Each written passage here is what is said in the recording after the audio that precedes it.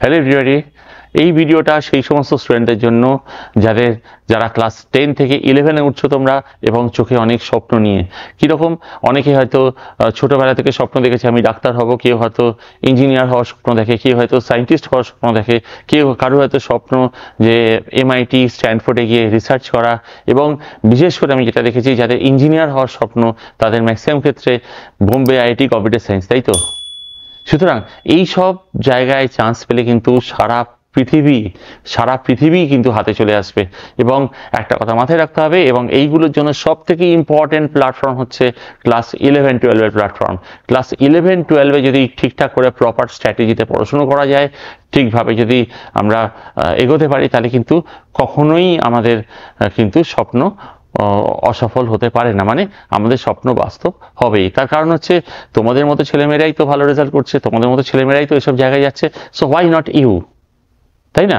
তো এইসব জায়গায় যাওয়ার জন্য আমাদের কিন্তু কিছু প্রপার প্ল্যানিংয়ের কথা আমি বলে রাখি, যেগুলো করতে হবে।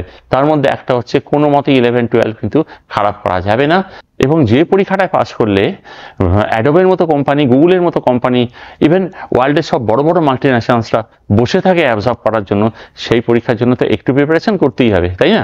তার মানে আমি যেটা বলতে চাইছি, একটু প্রেশার নিতে হবে, একটু স্ট্যান্ডার্ড লেভেলে প্রিপারেশন করতে হবে। এবং সবথেকে ইম্পর্টেন্ট যেটা দরকার, আমি যেটা বারবার করে আবার বলেছি, যে 11-12 কিন্তু কোনো মতে খারাপ করা চলবে না। এবং এর জন্য মোস্ট ইম্পর্টেন্ট হচ্ছে coaching centre selection, teacher selection.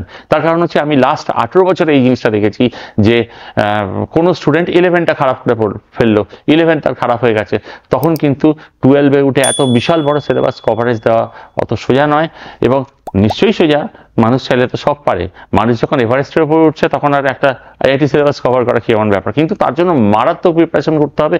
এবং এখানে আমার একটা কথা বলার আছে এভরিবডি, যে আমি কিন্তু সুলেখাতে একটা ব্যাচ, মানে যাদবপুর সুলেখাতে একটা ব্যাচ এবং গড়িয়াতে একটা ব্যাচ আমি শুরু করব এই এপ্রিল মাস থেকে। এবং ওই ব্যাচে আমি কি রাখবো সেখানে আমি একটা কথা বলি। First of all, board plus JEE। তার কারণ হচ্ছে আমাকে তো প্রথম থেকে শুরু করতেই হবে, যে টিচারই শুরু করবেন প্রথম থেকে শুরু করতে হবে, কিন্তু অত বেসিক লেভেলে বসে থাকলে হবে না, আমাদের কিন্তু স্ট্যান্ডার্ড প্রিপারেশন করতে হবে। তার কারণ আমি এটা আমার লাইফে অনেক দেখেছি, যে স্টুডেন্ট একরকম পড়াশুনো করে, একরকম বলা হলো তাকে যে তুই এই জিনিসটা এই বই পড়ে যা, বোর্ডের বই পড়ে যা, জয়েন্ট ক্লাস হয়ে যাবে, জয়েন্টে গিয়ে দেখে পুরো অন্য রকম কোশ্চেন আসছে। এটা কিন্তু করলে চলবে না। আরও যেহেতু ম্যাথমেটিক্সের টিচার, আমি ম্যাথস রিলেটেড বলছি, জয়েন্ট এন্ট্রান্সে কিন্তু সব থেকে ডিফিকাল্ট পেপার কিন্তু ম্যাথসের ওপর আসে। তো এই জায়গাটাকে কিন্তু ভালো করে কভার করতে গেলে যেটা দরকার, সেটা হচ্ছে ভালো করে বোর্ডের বইটা ভালো করে পড়তে হবে, এবং তার সাথে একটা ভালো JEE বই, একটা পার্টিকুলার বই মিনিমাম JEE বই সিলেক্ট করতে হবে, যে বইটার মধ্যে কিন্তু নতুন কোশ্চেন থাকবে, যে বইটার মধ্যে কিন্তু মিক্সড কোশ্চেন থাকবে। আমাদের মনের মধ্যে একটা কোশ্চেন থাকতে পারে যে IIT জয়েন্টে আমরা তো এত ভালো স্টুডেন্টস, ক্লাস 10-এ বিরাট রেজাল্ট, তাহলে IIT জয়েন্টে আমাদের রেজাল্ট এত খারাপ কেন আমাদের IIT জয়েন্টে এত কঠিন বলে মনে হয়, তাই কি না? তার কারণটা হচ্ছে এই তিনটে রিজন আমি বলছি। একটা হচ্ছে নতুন কোশ্চেন সলভ করতে হবে। যে কোশ্চেনটা আগে IIT-তে এসে গেছে, কোনো বইতে আছে, সেই কোশ্চেন কেন দেবে? IIT-তে জয়েন্ট এন্ট্রান্স IIT-তে নিশ্চয়ই, ইভেন WBJEE-তেও কোশ্চেন কমন পাওয়া ভেরি ডিফিকাল্ট। ওকে, তাহলে এক তো নতুন প্রবলেম সলভ করতে হবে, 2 নম্বর হচ্ছে মিক্সড চ্যাপ্টার প্রিপারেশন। কারণ আমরা যদি আগে থেকে সব জেনে যাই, তাহলে কিন্তু আমরা প্রপার ওয়েতে নিজেদের সাজাতে পারবো। তা নাহলে কি, একটা এক্সাম হলে গিয়ে সবকিছু নতুন জিনিস, ম্যাক্সিমাম স্টুডেন্টদের কিন্তু তাই হয়, একটা এক্সাম হলে গিয়ে কোনো নতুন জিনিস দেখে, তখন কিন্তু আর কিছু করার থাকে না, হয় বছর নষ্ট হয়, নয় লাইফ নষ্ট হয়। সুতরাং এইগুলো করলে কিন্তু চলবে না। ওকে, তাহলে আমি কি বললাম? এক হচ্ছে নতুন প্রবলেম সলভ করতে হবে, যেটা কোনো বইতে নেই, এরকম প্রবলেম সলভ করতে হবে।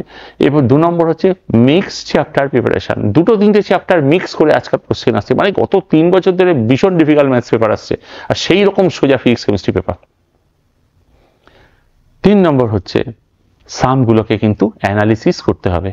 মানে একটা সাম দেখলাম আর সলভ করে দিলাম সেরকম নয়, একটা সাম দেখে কতভাবে সলভ করা যেতে পারে, কত ওয়েতে, এই জিনিসগুলো কিন্তু আমি শুরু করতে চলেছি। সো তোমরা যারা অ্যাডমিশন নিতে চাও, তোমরা কনসার্ন অথরিটির সাথে কথা বলে নাও।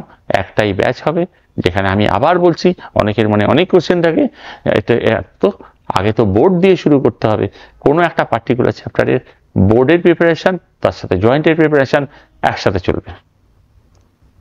ওকে এভরিবডি, তোমরা সবাই ভালো থেকো এবং স্টাডি ওয়েল।